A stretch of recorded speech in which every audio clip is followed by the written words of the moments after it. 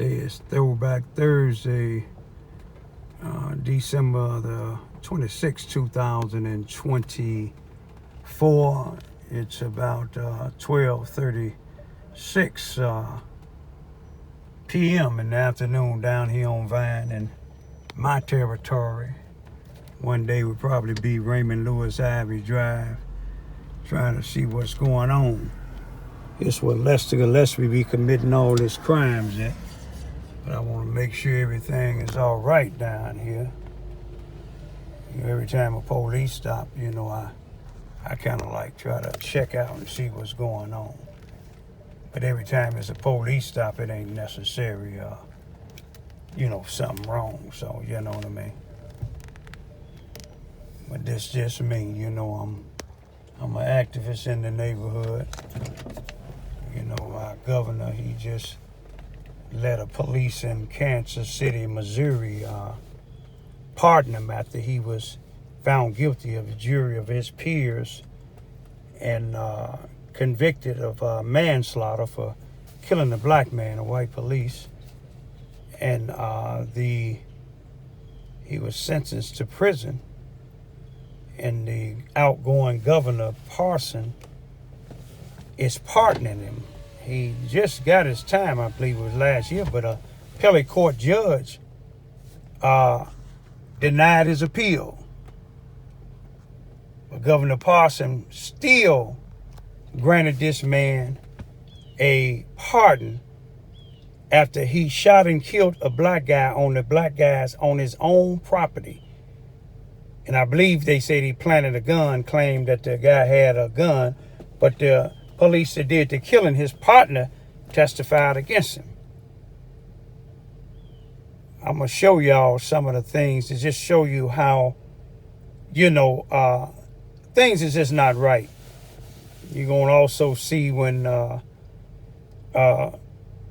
President Biden, he just pardoned 47 of the 50 federal inmates that's on death row. He either gave them clemency or pardons that was on death row and commuted their sentences to, we got another police car pulling up. They must have told him Raymond Ivy on the scene.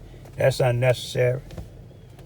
I guess they feel threatened. I don't know if they feel threatened by the driver or me coming on the scene. But let's see who is that coming out. Oh, that's Austin Henson coming out. He's a veteran. Oh, they putting somebody in handcuffs down there. Look like they putting somebody in handcuffs down there. No, it looked like the pat down. But anyway, what I wanted to say, Biden pardoned 47 of the 50 death row inmates in the United States is on death row in the federal penitentiary. And one of them happened to be a police officer that put a contract murder out on a black female because she was testifying against him or telling about went to internal affairs about his corruption, and she had a protection order against him. The man put a contract out on him. Him and the guy did to contract murder. Both of them were sentenced. The police was sentenced to death. Biden pardoned that and just gave him life. Donald Trump, a lawyer, I believe it is, just gave the approval for some of the rioters that rioted in the Capitol on January the 6th, 2021, Wednesday, when they rioted because Trump didn't want to come up out the White House. It was like an agony of defeat. But she done gave the judge done gave these individuals the right to come to the inauguration of Donald Trump. Ain't that something? And I'm saying this to show you what type of country we living in. And you wonder why some people, and I'm not just talking about black, some people don't like police. And I'm not going to blame all police, and anybody that watches anything that I produce, I don't want you to blame all police for what some do. But I want to show y'all this here. Now here it is, the governor. The governor pardoned this man. He said he don't give a damn about the family that this police killed. He don't give a damn about the prosecuting attorney putting together a case. He don't give a damn about the other police officer that was on the scene that witnessed his partner shoot and kill this unarmed black man. He don't give a damn about the grand jury that found this man guilty. He don't give a damn about the jurors that took their time out of their personal lives to judge, to be the tear factor of what this man did. And they found him guilty, unanimously. But let me tell you this here. We can't blame all police. Just like, for instance, it was two brothers that was locked up in Illinois that I was locked up with. One of them been locked up since 1973. The other one had been locked up since 1966. The one that was locked up since 1966 was Brother Yusef, Joseph Hurst, Muslim brother, friend of mine. And guess what? Joseph Hurst, I was praying that Joseph Hurst and the other individual who was mentors to individuals in the penitentiary. I don't care what nobody say. I don't care what they was convicted of. But the other one was Larry Hoover. I done watched the Larry Hoover mentor thousands of inmates. I done witnessed him being the cause of thousands of them getting their GEDs, going back to school, getting their GEDs, in and out of the penitentiary, going to college. I done witnessed those that didn't believe in God, he had them going to church. The same with the brother Yusef. Yusef, I met him, I believe, when I was maybe about 18 years old in the Pontiac Correctional Center. I learned a lot from Yusef. Yusef was finally paroled after almost 50-something years. Larry Hoover, I'm busy right now, I'm busy. Larry Hoover been locked up since 1973, y'all. Some 51 years. Larry Hoover is 74 years old.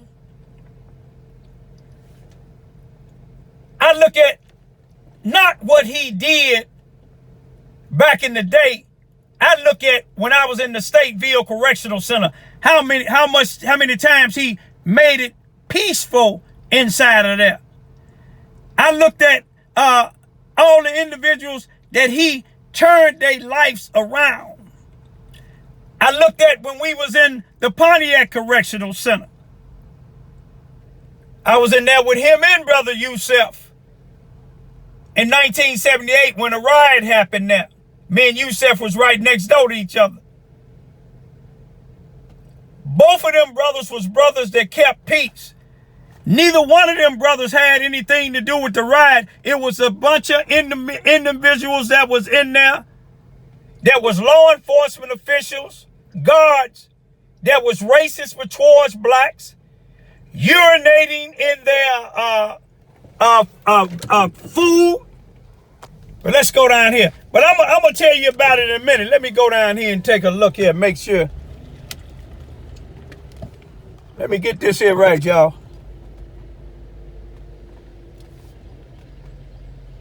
All right.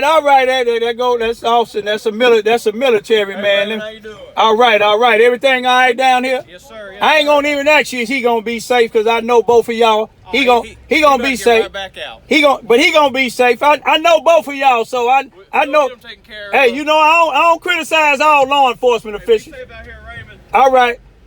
There go my other one. I know he'll be safe. That's right. You know what I mean? When you know you got warrants or commit a crime, you got to do what you got to do. Man, but hey, listen here. One thing I know, if he go to jail, I ain't got to worry about the next day saying the ones that you and Austin got is died. What are you telling me to move? Tell him this is Raymond Lewis Ivy Drive. Hey, y'all have a nice one, man. You too. But anyway, I just want to say this here. Those two individuals that I mentioned, now, I seen for myself the change of Larry Hoover. I don't care what anybody say. I seen the change. See, he's not about what some of these individuals is doing out here now today.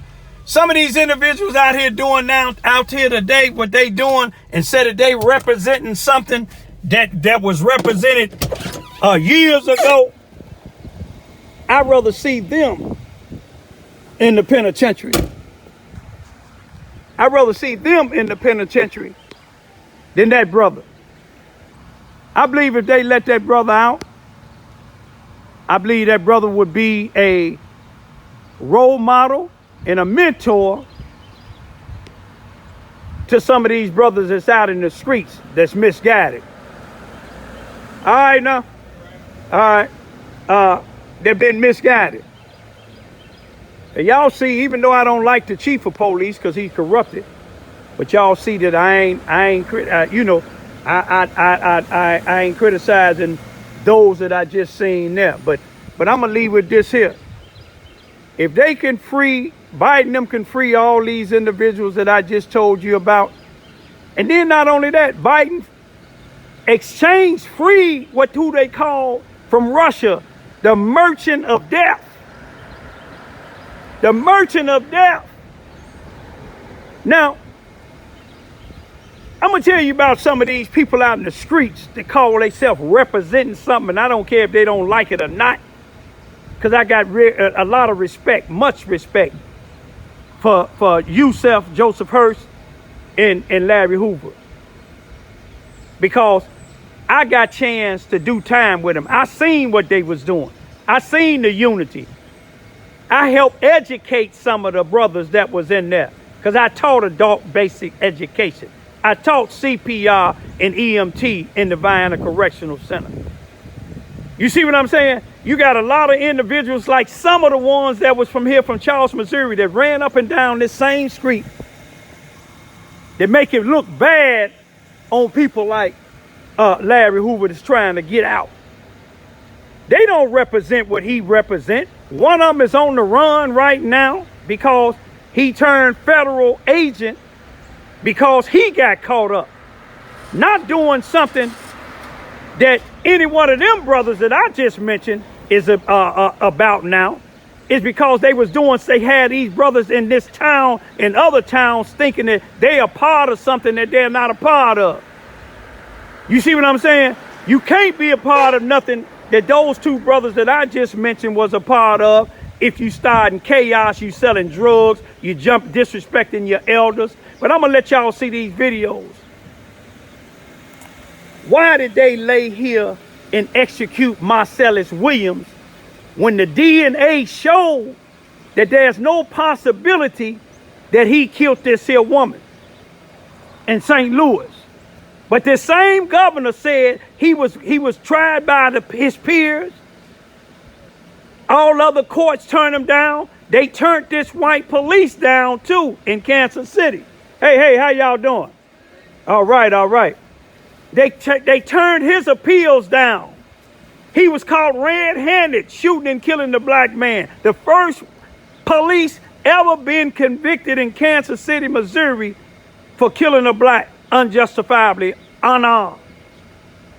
But the same thing he said about Marcellus Williams, about all the courts, and he was tried of a jury of his peers, this white police was too. But you pardon him because he killed a black man.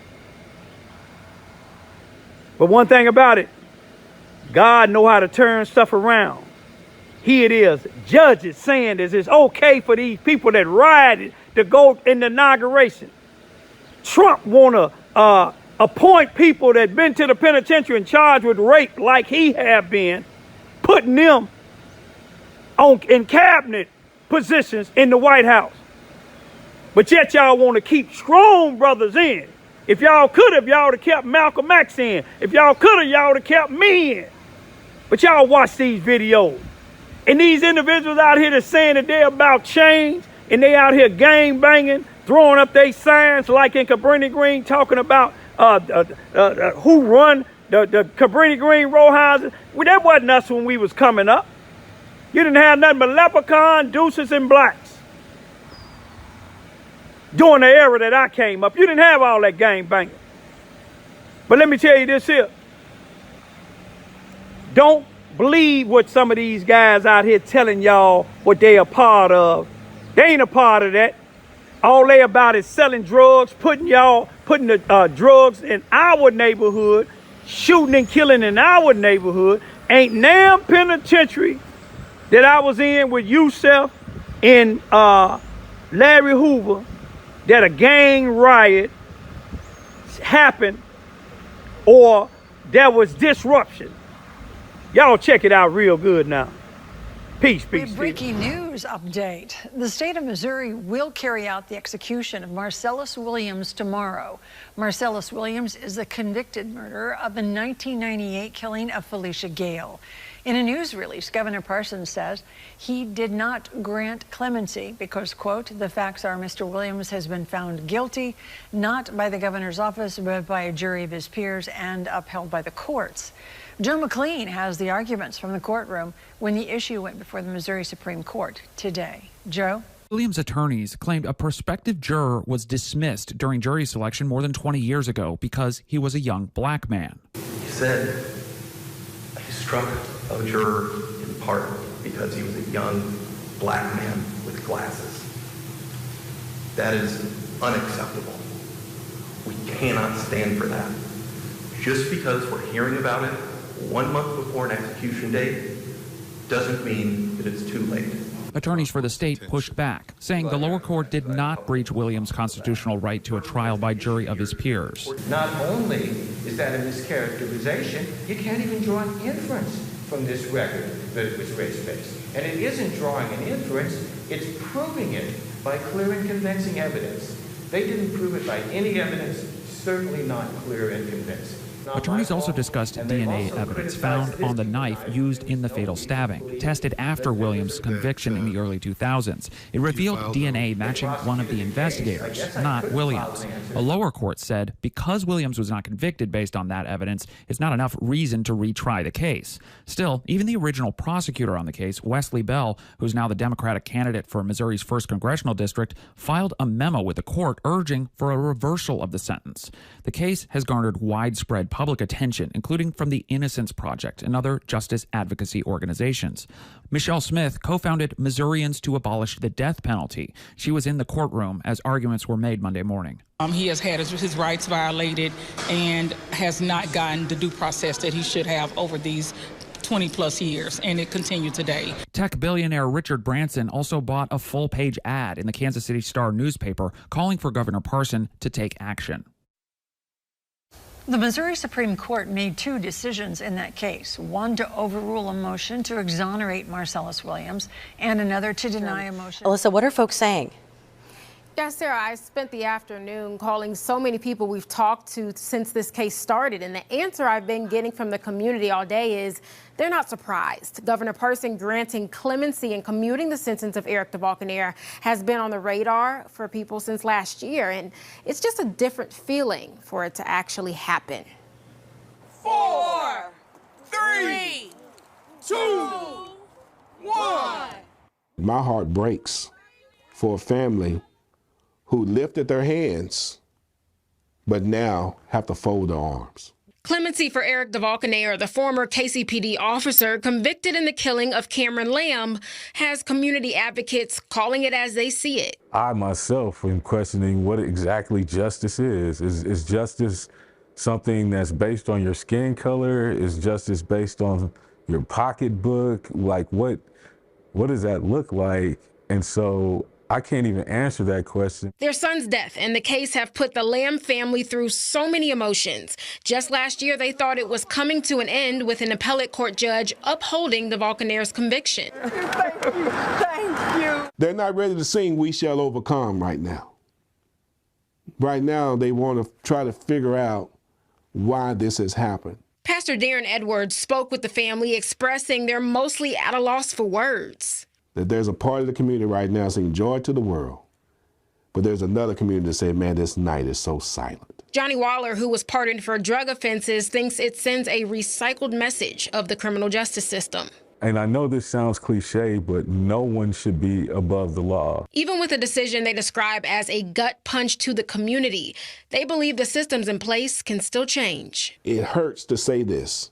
Some things take time. And you know, one of the words I hate the most is the word wait. Alyssa Jackson. Today, President Joe Biden commuted the sentences of prisoners on federal death row. One of them, Lynn Davis, is a former New Orleans police officer who ordered a hitman to kill a mother in 1994. Our Lily Cummings joining us now in the studio with more on what this means 30 years later and reaction from the victim family. Hey there, Lily. Well, Mike Davis will no longer face the death penalty, but he will serve life in prison without parole. Davis was sentenced to death in 1996 for ordering a hitman to kill Kim Groves. Groves was a 32-year-old mother of 3 who filed a brutality complaint against Davis with the NOPD's Internal Affairs Division.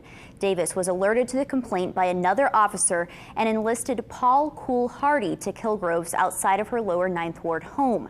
Davis was later implicated in an FBI investigation that linked Davis and Hardy to Groves' murder. In a statement to WWL Louisiana, Kim Groves' son Corey said, "My family has been living with the nightmare of Lynn Davis for over 30 years. I've always wanted him to spend the rest of his life in prison and have to wake up every morning and think about what he did when he took our mother from us." Now, in total, Biden commuted 37 of 40 prisoners. Biden said he condemns these murderers and grieves for the victims, but he is convinced that the death penalty must stop. Mississippi County Sheriff. No, that's the Charleston Police Department. I'm hoping, let's see what's going on. Which way are they going here? Going over the bridge. So it must be something happening on the I-57 northbound.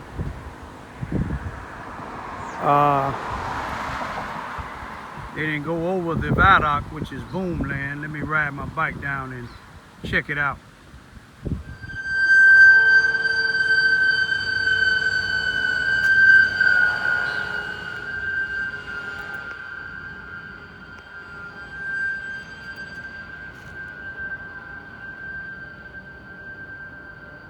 It's my type of work, y'all. Saving lives.